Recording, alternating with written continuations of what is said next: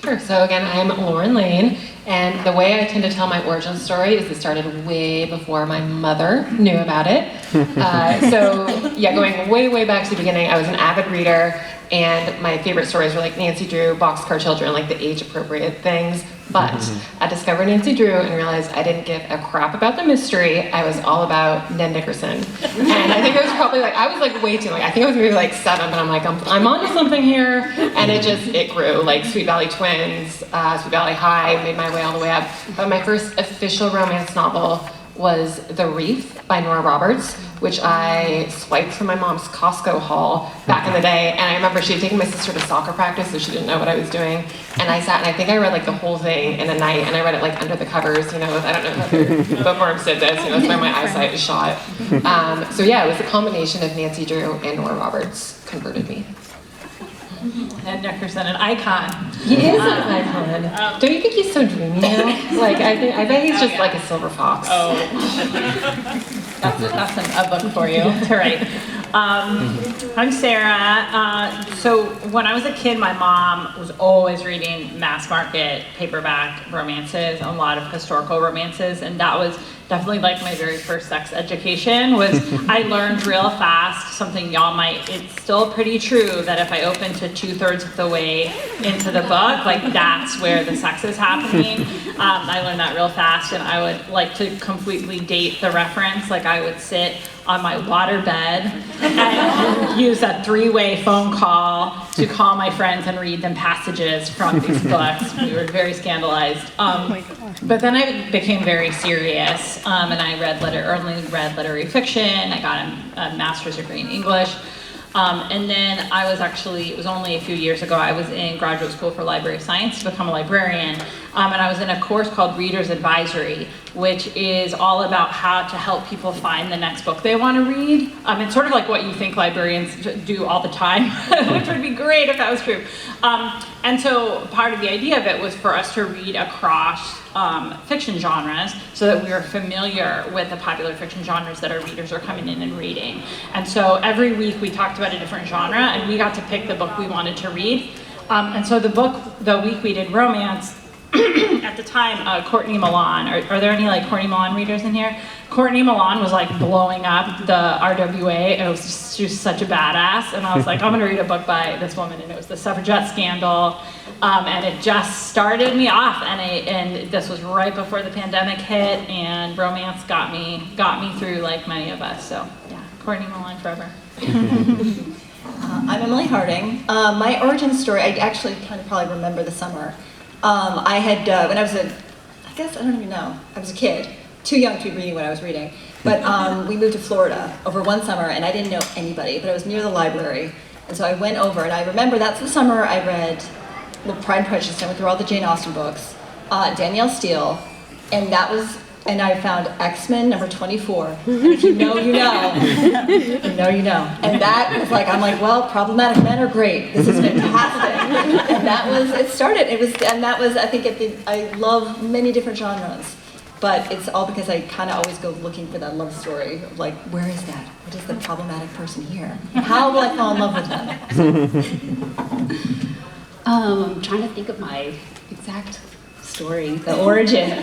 But I do remember being young and my mom reading so many books, and so there was a lot that I could choose from. There really was like those Anne Rice books that were kind of scandalous. They were there, so I remember those. But my girlfriends in high school, I went to a girls' school, and we were really into reading romance novels, and so we would read them up to like 3 in the morning, 4 in the morning, and then trade them back and forth. So these were like Fabio on the cover romance novels. So I remember that, and then I started reading. Then I remember like Judy Blume books kind of growing up with me. Like when my friends and I found Wifey, we were like, what is this? You can write about this? So I remember that, and then, so I guess that's sort of my origin story, is just sort of finding these books and getting excited about them. But I have the funny button to all of that is that I tried my hand at acting for a little while when I moved to Manhattan, and one of the first things I booked, I don't know if I ever told you this story. This is new so funny. My mom reminded me the other day. She's like, "You're on a panel. You should talk about this." But one of the first things I booked, I don't even know if I booked it, but they called me up to be on the cover of a romance novel, one of those Fabio ones. So it was, I know, totally forgot about this. So it was, so I went to like a set, and they like, I mean, I was like 22, and like if I could just tell that gorgeous 22-year-old back then. Wait, did you book it? I don't remember what happened. If but anybody can find the cover this was found from, I will pay good money. it was called, I remember the name of it, but what I did was they took the pictures, they took like Polaroids after, and then I was like, and they threw them away, and I grabbed them. So I have a Polaroid of it. So I have a picture, so we can put it up. And then it's called like Eye of the Beholder. So I have looked. It has probably changed, but it was called Eye of the Beholder, and I was on the cover of it, but I don't know what happened. It was probably like a sketch. Anyway, so that's my button of my random story. Oh my god, I love that I story. don't even know if my kids know that story. I love that story because I used to go to those photo shoots. Because back in the day, they would have a photo shoot, and then the painters, there were actually painters back then, it wasn't done by AI, and they had huge paintings that they made out of those photo shoots. I collect those. You do? She does. I collect them. She's like Artie. I really I'm an artist. We'll talk after. With all this. I want to know I more need the about heaving that. bosoms. You know, one of the things that's happening now is everybody loves to talk about tropes, and even, you know, we're even marketing them on the back of books, and everybody's doing memes of them, and I just want to ask everybody, what's your favorite trope to write about, and how is it in your most recent work? Who wants to start? I'll start. I'm ready now. What's very funny is I think the ones I like to read are not the ones I like to write. Like I love a really well done like love triangle, but I hate writing that because I can never get it right. But I think mine is second chance love. It's really glad to. Mine is Enemies to Lovers. I will read that all day. It's my favorite. That's all I want to write about. I'm like, can't we make him angrier? He's a good guy. Just want Enemies to Lovers all the time. I just want them to fight more. I just want them to fight more. Which is great that you guys did Pride and Prejudice then. When that came up, I'm like, I'm so excited. So that's mine. I love a roommates scenario, the forced proximity of roommates. Like, I will eat that. That was so satisfying. Someone say forced proximity.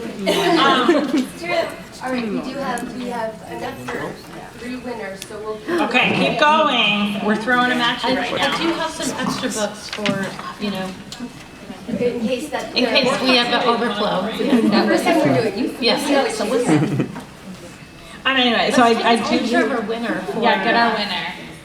So I do love a roommate. My story is fake dating, which I also think is really fun because it comes with so many built-in moments that you're ready for, like the fake kiss that starts fake and turns real, the PDA that starts fake but is real, like that's just like so fun to play with. And then I do a lot of, I love opposites attract. I think I'm really like just attracted to that in terms of, because one thing my editor Abby at Gallery says is that like in a romance you want the thing that a person is most insecure about themselves to be the thing that another person loves the most about them. And so I think that in Opposites Attract we really get to see that. My story is, like some people call it a grumpy sunshine. I don't think of it that way because I don't think my main character is grumpy, he's just reserved. But, to me that's part of the Opposites Attract stuff. So I'm kind of a fan of all of them. Hands down, my favorite, and they're so hard to find now, is Marriage of Convenience. You guys don't have to look, it's not a thing that should be. That is my favorite, and I don't care like how forced it is now, where it's like, because you have to have some like, usually it's like our rich grandpa that's like, you only get your inheritance if you get married, which I mean, like, literally I've never met anyone where that happened, but I will read them to the end of time. Also, I'm probably dating myself here, I'm a sucker for the amnesia stories. Like, I love it. Again, never gonna happen, but man, if you lose your memory and fall in love with someone, especially with an enemy, like the whole thing. But this is none of those. This is, I actually kind of wrote this, not quite roommates, it's like neighbors, but they're like really close together because they live in New York area. But so I wrote it as a neighbor story, and then after I finished it, I don't know if it's like the Amazing Gallery team, they're like, no, this is a Grumpy Sunshine. And I was like, oh yeah, which goes to point, like sometimes you don't know what you're writing until after it's done. So it's Grumpy Sunshine unintentionally. And I hear that you know a lot about the astrology now, so we're I not do. hearing about more about that later. Somebody hold me back. So one thing that I've been hearing from a lot of people is people no longer believe in the third act breakup. And I'm wondering what you guys think about that. Do you, I didn't ask them about this before, so maybe they don't have an answer, but you do? Because also, I just watched Nobody Wants This. So good. Everybody go watch that. Oh my God, so good. But there's definitely the third act breakup, and I loved it. I think they did so well. So, I think there are a lot of things in romance you can do right and are very, very wrong. And I just think the third act breakup is sometimes manufactured to have that final climax or something. But I think most people in relationships deal. Bingo! Nail it! Bingo! I think that you have that. If it's a lot of us are not. Especially when we're dating, we're very insecure, and I think that having things that we're insecure about causing conflict and sometimes breakups that maybe don't last is really realistic. I always broke up, and me and my husband broke up a few times. And who knows, knock on wood, but I think that it worked out. But I think that those, yeah, he's not here, it's fine. The third act breakup, I think when done well, it's really rewarding, but I've read once that it's done not great, and you're like, oh, I feel like I've just kind of been cheated. Because you know they're going to end up, this is something that could have been talked about. That was really hard in this, because there was miscommunication.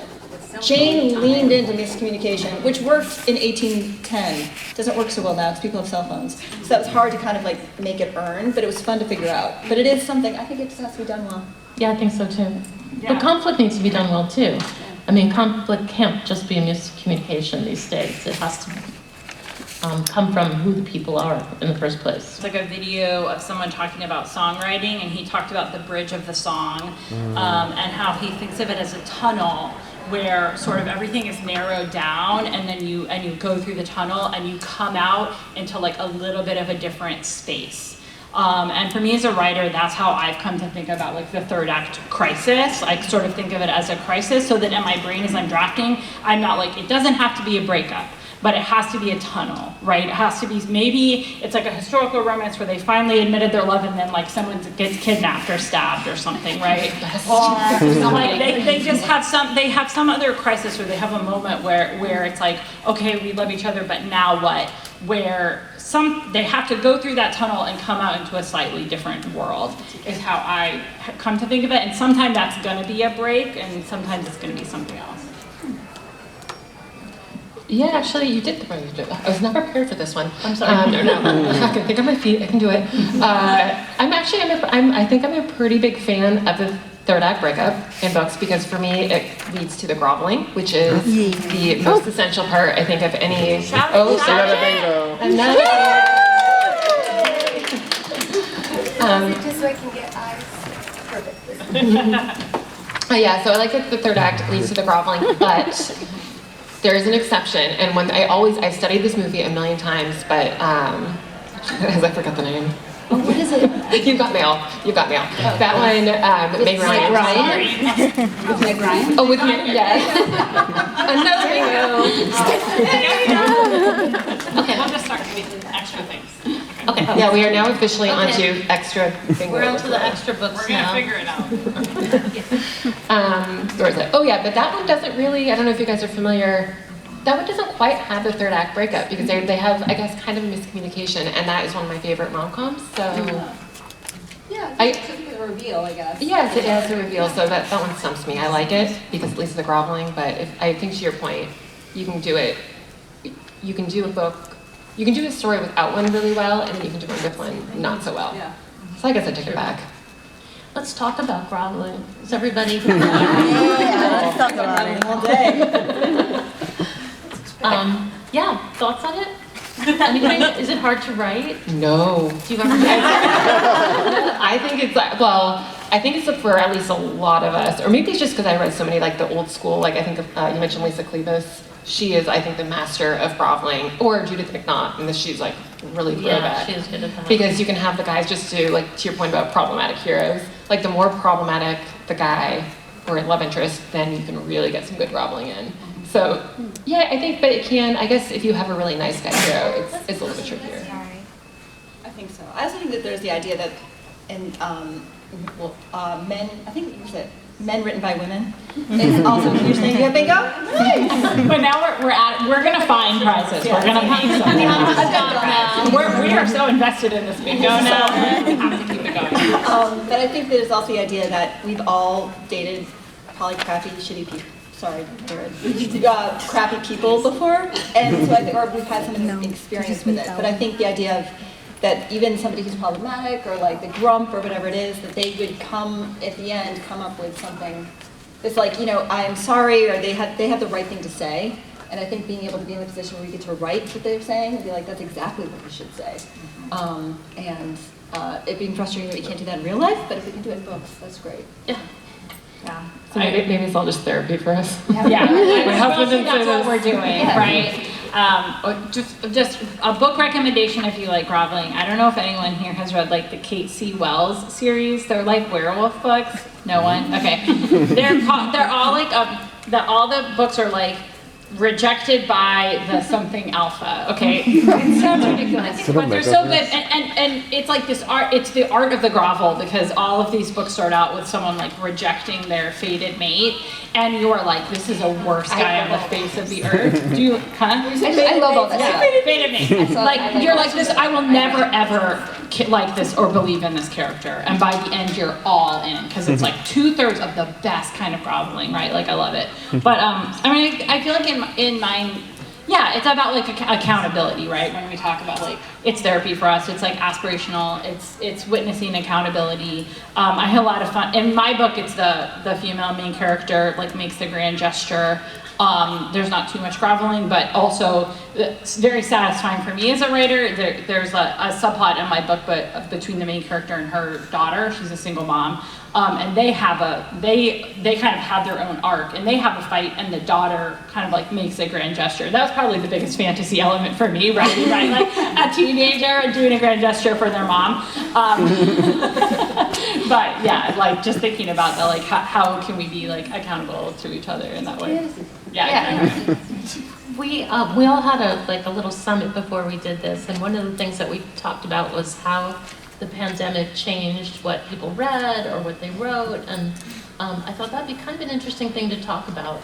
Because I think, Sarah, you started writing in the pandemic, yes? Mm-hmm. So, do you want to start? Probably like a lot of other people, I choose that time to try to write a book. I mean, I think I started writing then because that's when I started reading romance, and I just like really, really needed that safe place to be, and that I had never, I'd always been a writer like for my job. And I'd never written fiction, and it honestly never occurred to me to write fiction, I think because I only read lit fic, and I just feel like that once I read romance, I was like, oh, this feels more like my spirit, right? Like I could see myself fitting into this genre, and that for me as a writer, there's something really fun about genre fiction of like having these signposts that you can play with and follow as a writer. And I think that's a big source of comfort for readers reading the genre too. But yeah, in the pandemic, I just really leaned into like complete chaos. Like I was home, I was in grad school, I was working virtually. All my kids were at home doing pandemic schooling.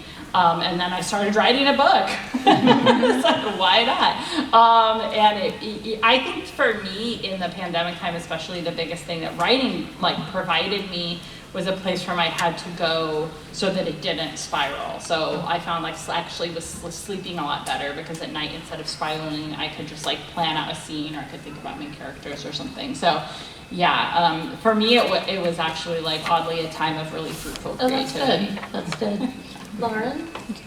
Yeah, mine was, I won't take us to like too dark a place. Mine was a little bit different. So I'd been writing for a while when pandemic came around, and I had a couple deadlines.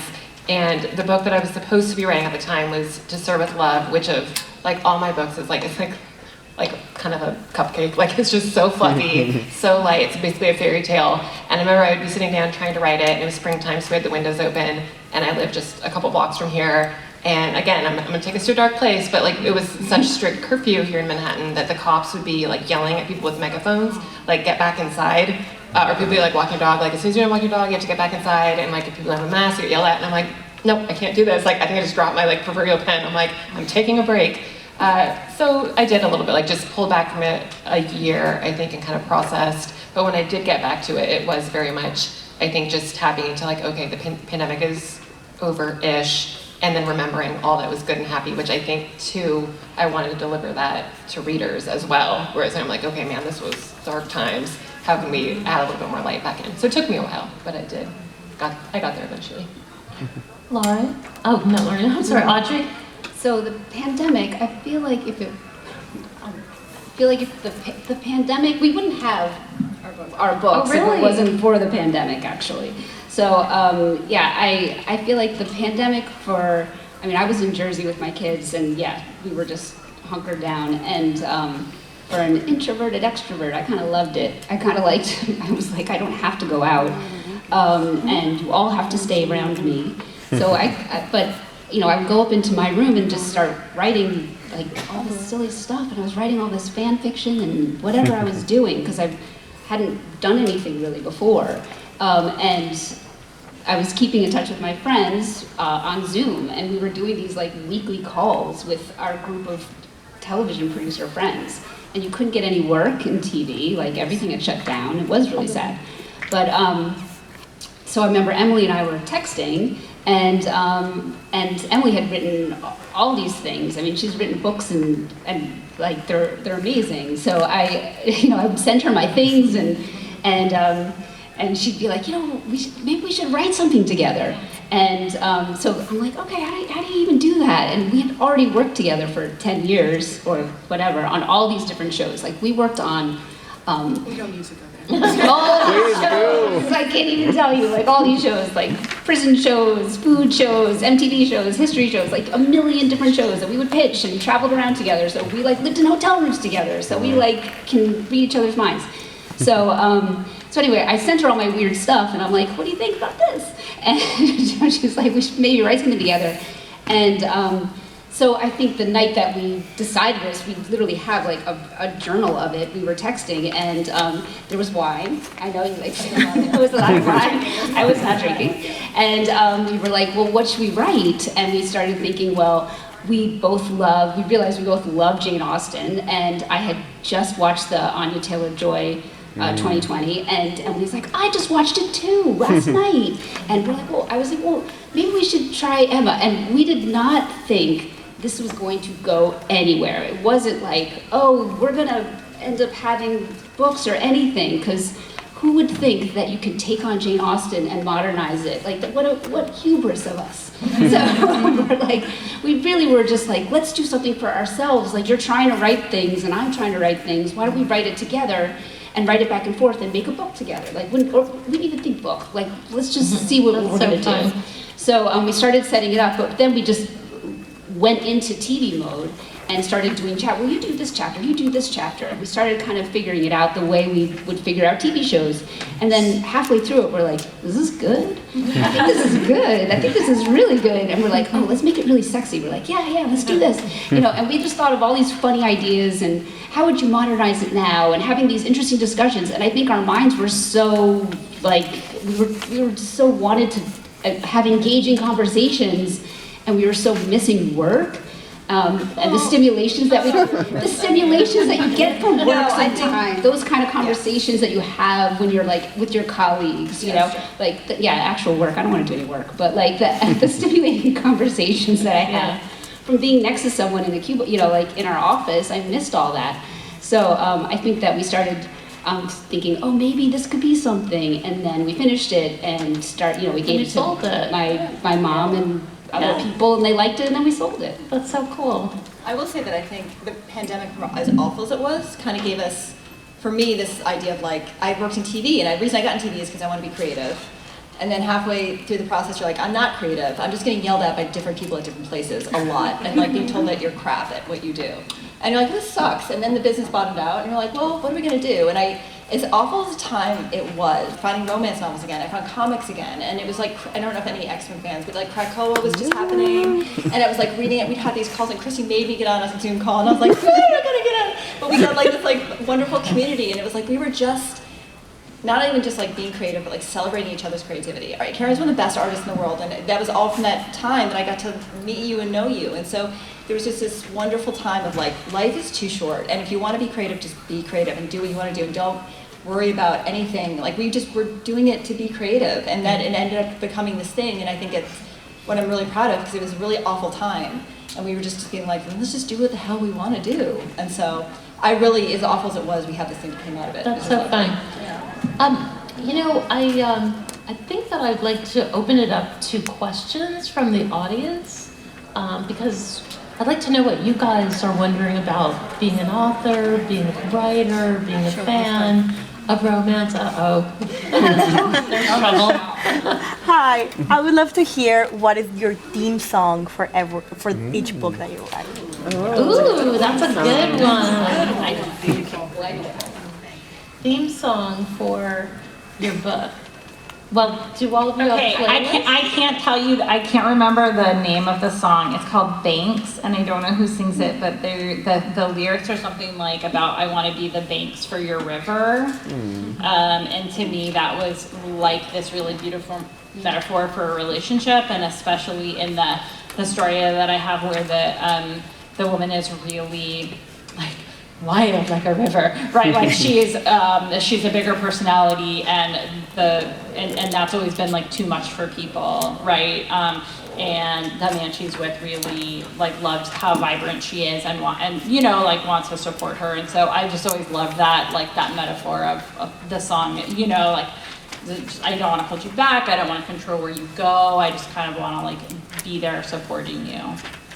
I'll have to look up what it's called. Yeah, it's a tricky question, Michelle. I know, that's what I mean. Michelle's reminding me that she was always like, we should have a playlist for the book, and I never sent her one. We wish you had that playlist. Yeah, look at you. So I actually have one that's the same song that I've listened to for all of my books, and it's from, it's a great admission, it's from the movie Enchanted, which if you don't know is a PG Disney movie. Yeah, so close. And it's the waltz sing at the end, like the whole book, and it's So Close by John McLaughlin. And see, like if you know, like, and I sometimes I'll put headphones on, but sometimes not, and my husband's like, oh God, here we go again, and he just leaves, because it's gonna be, when I get to that point in the book, it is on repeat, nonstop. So that one's on every single playlist, but then I've also started doing a Taylor Swift song. Bingo!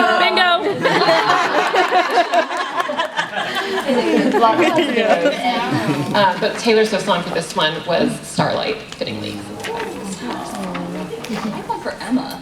I know that Emma was Emma, we did Emma retelling, and the one thing we were struggling with is that people, she's like, oh, unlikable. And then at the same time, I remember it was Taylor Swift, what was it about? I'm the problem, it's me. And I was like, oh my God, this is so Emma. Like, am I the problem? I'm not the problem. You are the problem. So I think that was kind of that song. Yeah, I don't know about this one though. Yes, I feel like for Elizabeth, she's really into music, so there is a playlist built into this entire book.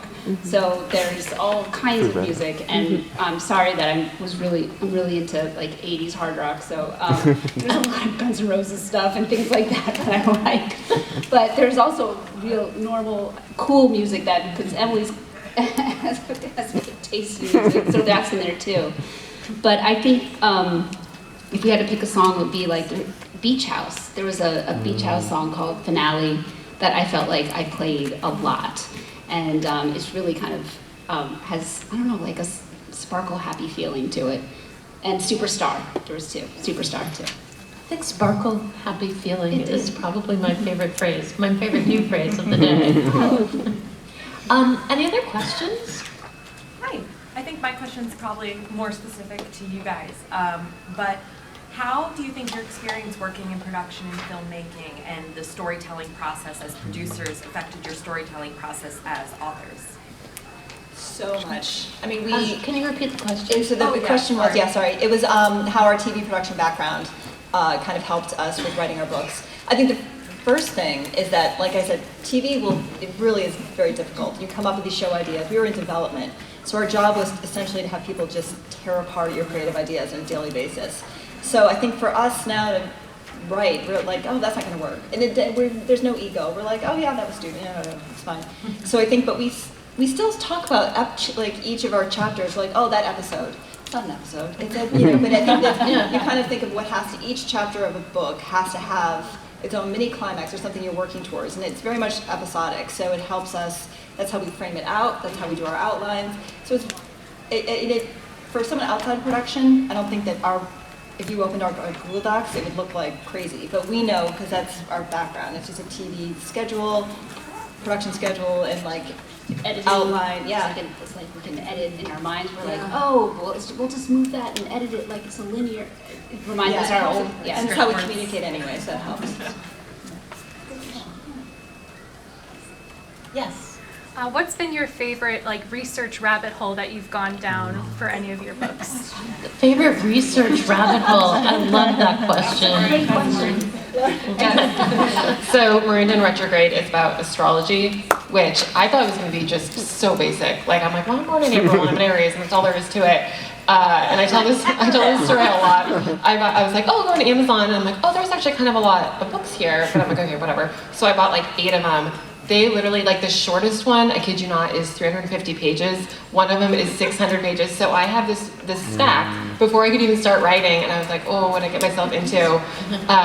But then the funny thing is, so like I tried, if I could go back, I would add a lot more, because since I finished the book, I got even more into it, and I ordered more books. So that was like, it was a rabbit hole, but it was one that let's just say, if anybody wants me to read your chart, I'm very into astrology now. I do.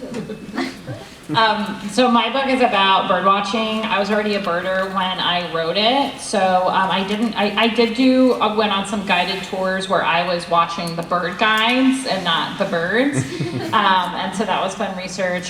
Since then I have delved, I was writing for a little while about a side character in this book who studies snails, and I did do like a lot. I went in a snail rabbit hole. I went on like a snail survey in Arizona where we went looking for snails, and that was just like I mean, the truth is, I was having lunch with this guy who is known as like the snail guy in Arizona. Like, if you're researching snails, you end up with Jeff. Everyone like points you towards him, but we were having a conversation, and what he said is like, anything you learn enough about, you're gonna love, right? And like, I found that is true with the snails. Right now I'm in a really fun beekeeping research rabbit hole. So I will talk to you about bees forever. Yeah, it's a huge perk of the job for me, because I'm like a nature nerd. So to get to indulge, that's really fun. I have one now. My book that's coming out next summer, How Freaking Romantic, is about divorce. And it's about divorce, but I did so much research about divorce and laws to the point of like, I came out for this came out, and I had to have a conversation with my husband. I'm like, if I drop dead and you get my Google search, I'm like, I wasn't gonna leave you. Like, I'm lying behind the scenes. Nicest man in the world. So I was like, I had to like make him. He was like, okay, and then I showed him, and he was like, I really would have thought you were leaving me. So I know everything about divorce now, but I'm not leaving my husband. I'm off the record. But if anyone else needs resources, let me know. Oh my gosh. I don't know if I can think of anything actually, but I do feel like with all of I know I was like, was it surfing? I feel like it's everything. It's like every 5 minutes I'm like, what's it like to have red hair? Like red hair. I'm like, I'm like this great, and I feel like it's very similar to like in television, like and then you end up becoming an expert in that thing. So that's and like 1/1000th of what you like took in about that is what shows up in the book. Yeah. But it's like you have to take in so much to have what you put in the book be like authentic. And so then like where these treasure troves of like knowledge we didn't get to put into our story. I was thinking about that with your book, Lauren. I'm like, I bet she could read charts now. And I want to ask that. I was thinking like the research she must have done for that, and that's what I was thinking about. I'm like, I want to I bet you can do charms. Well, and I'm sure it's the same for you guys, but it's like it really is one of those things you don't know what you don't know. Like it wasn't Yes. until, and I'm like, I don't even know like where to start. So you have Yes. to learn the whole thing. Yep. So like to your point, you can pull out the actual good stuff. Make it right. Forever. Like I know it'll come out really awkward moments. You're talking about something like, did you know? And then like your friends are like, oh, Jeopardy.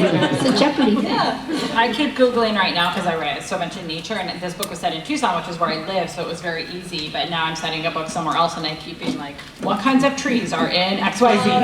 What kind of flowers are blooming in June? Like, Yep. I'm like, and I walk past stuff. I'm in flower I don't world. know what they walk past. Yep.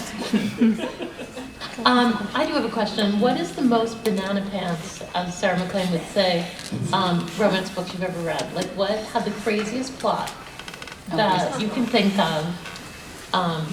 Book that you love. Mine is an old Danielle Steele called The Promise, which has to do with amnesia, facial reconstruction, and changed identities. Did it become a miniseries? I And feel it's like I really watched a wild this. book. Does anybody know that book? Did it become a miniseries? Maybe. I feel like I watched this as a miniseries. Like I was like little and watching this with my mom as a miniseries. I didn't think I saw this. Yes.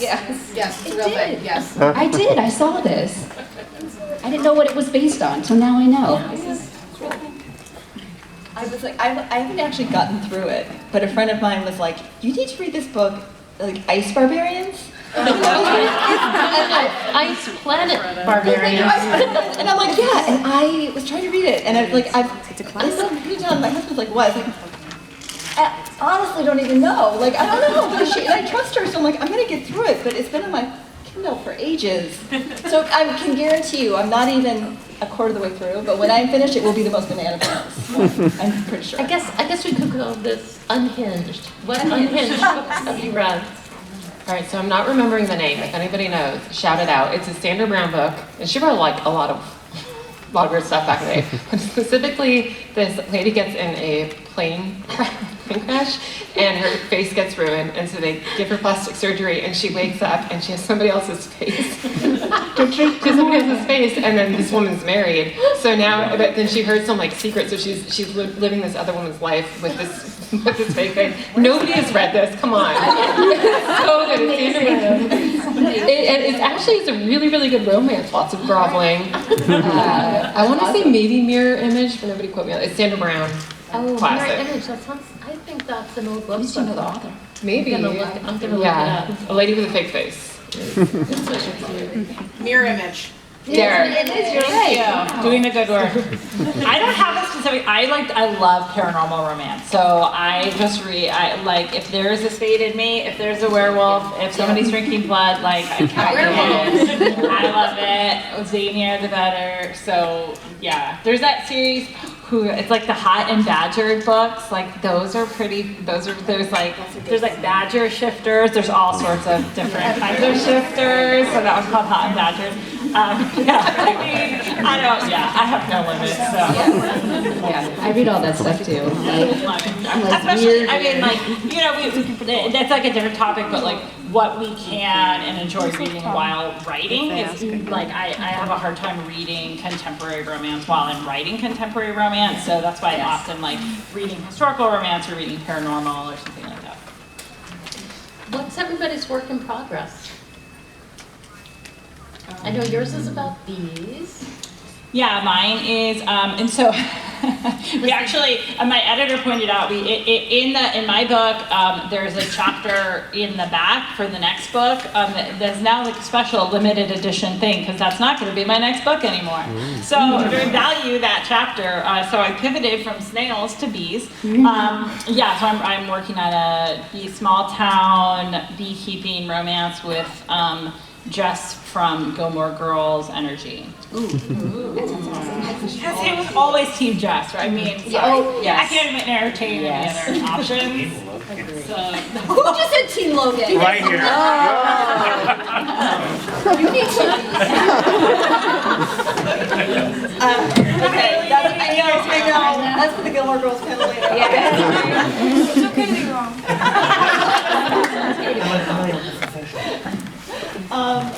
I mean, we're working. I don't understand what we're allowed to say. Yeah. Oh, okay. All right. Well, we are working on the third arc.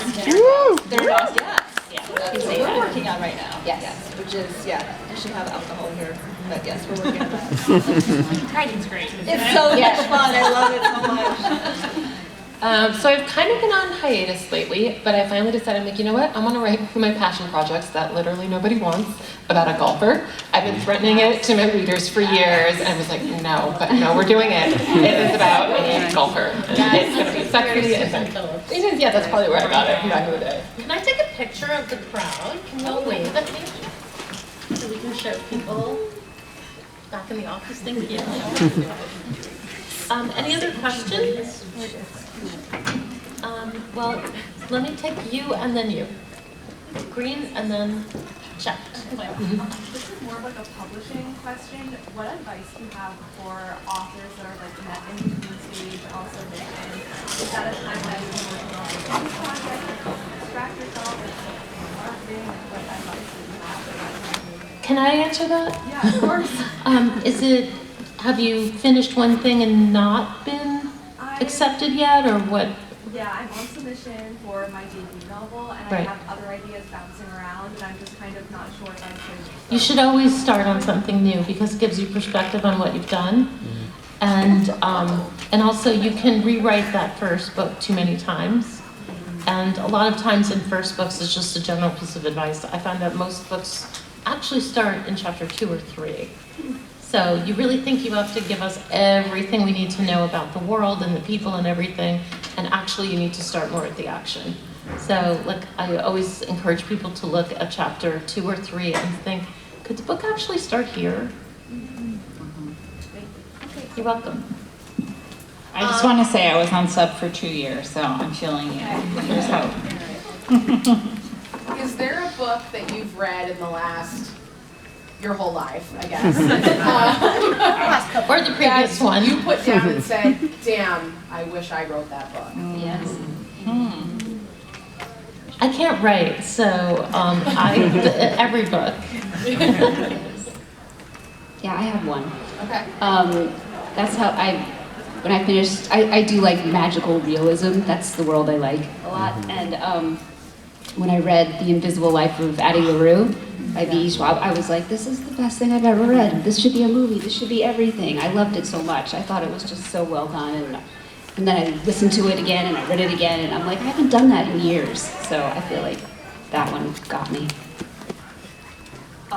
It's actually a short story, but the name of the book is the name of the short story, but The Shit Cassandra Saw. And it was a short story that is so short and so concise, but it is so good. It's so good, and it really just changed perspectives on how you tell historic stories and fantasy, and it's just a lovely collection of stories. But if you get a chance to read that just titled short story, it's fantastic. And I'm pissed I didn't write it yet. It was really good.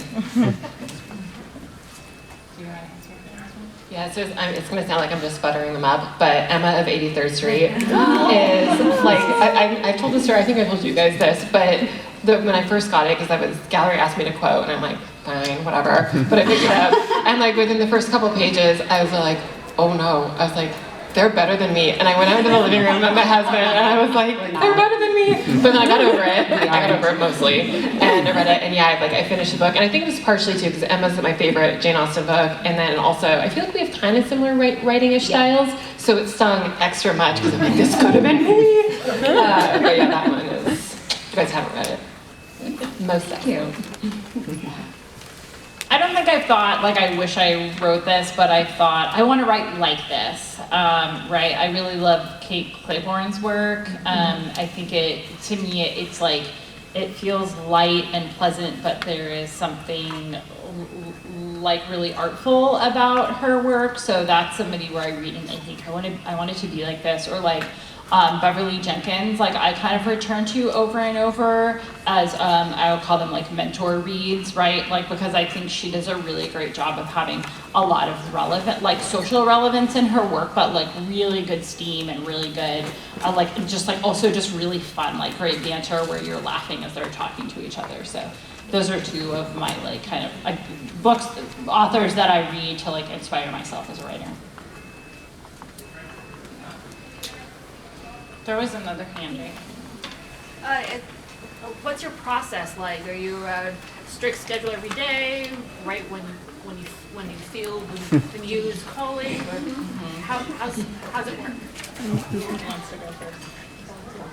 I think, who's a quote that... Who's a plotter and who's a pantser? I think two of you must be plotters since you work in TV. Yeah, we're plotters. We have to be accountable to each other. So we have to. And it is, I think that the big misconception of writing is that like writers just love to write. Like we sit there, we're like, oh, yeah, this is great. Like, I like having written and I hate writing. But it's like, it's just one of those things where I think that the biggest, like people get discouraged writing because they think it's supposed to be enjoying every minute of it, and you won't. And but, so angry this but you have to you just kind of keep at it. But I think we have to plot things out just because we're working together. But I also just think that's the way our brains work, so I guess we're plotters. Okay. I'm definitely a pantser. I thrive on pure chaos. I have no schedule. And I rewrite a lot. That's the biggest part of my process, is rewriting and rewriting and rewriting. And there's an element of coming to terms with that, because everyone is going to be a little different, and I might wish that if I just worked harder, paid more attention, I could just do it one time, but that's not going to happen. I find my way, and then I really do. I mean, I just, got to about 25,000 words in my next book, and I started over, and I wrote 25,000 new words. Some of those words are the same, but most of them are different. But though I wouldn't have been able, it was my first way through, right? So yeah, I rewrite a lot. Yeah, I'd say mine probably changes with every book. And I used to think once I figured out my process, I would really hone in on it and have to figure it out. But it changes on the story a little bit. So some I would say I dive right in and wing it. Others it's down. I have actual spreadsheets. But the one thing I would say too, because I always nobody asks my advice, but I'm gonna give advice anyway. I hate the piece of writing advice that you have to write every day. And I know there's some really famous authors that say that, like Stephen King. That heck, what does he know?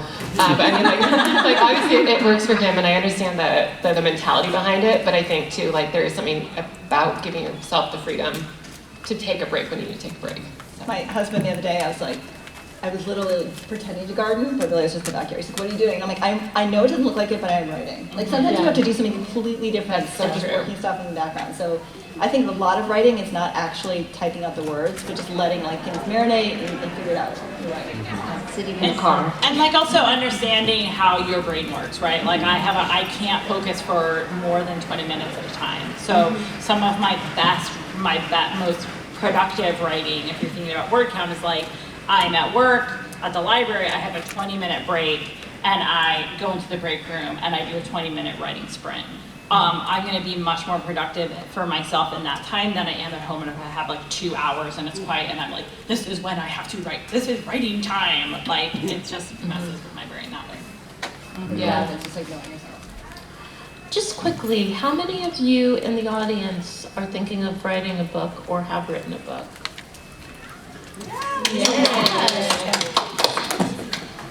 It's very exciting for me to see. So think of us. We have a lot going on at Gallery. Obviously, we have these charming ladies, but there's a lot of surprises on our list in the next few years, and we look forward to seeing submissions from you guys too. I think that's it, unless we have any closing words. Thank you guys for coming. Yeah, thank you so much for